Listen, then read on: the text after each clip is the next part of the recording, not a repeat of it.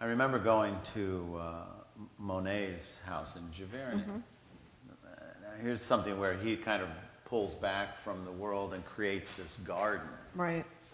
And then paints the rest of his life, this garden. So he's not going anywhere. Right. And I remember walking in that garden. Of course, they've kind of put it back together so it looked just like it looked when he was. So you could sort of take and frame every little thing and go da-da-da. But I couldn't see what he saw. And I kept looking at it like if he and I were standing easel to easel, and somebody said, "Okay, go," I wouldn't come out with his painting. I kept squinting my eyes to see if I could break it up or, flatten it out somehow.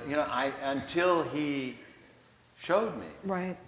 I couldn't see what he saw at all. And so that sort of sense of like one, you don't have to go very far at all to see this universe, this incredible vision of something, of something extraordinary. Right. And then another experience similar to that was going to this house in southern France that Bonnard lived in, where he painted all these paintings of Martha in the bathtub, or sitting in the sunroom, and having tea and whatnot.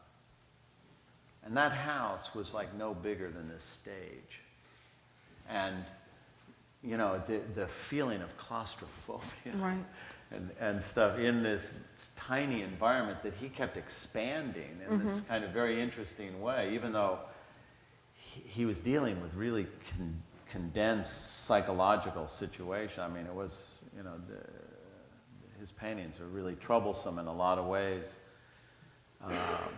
But at the same time, you never get a sense that that room is really as small as it actually is. So, yeah.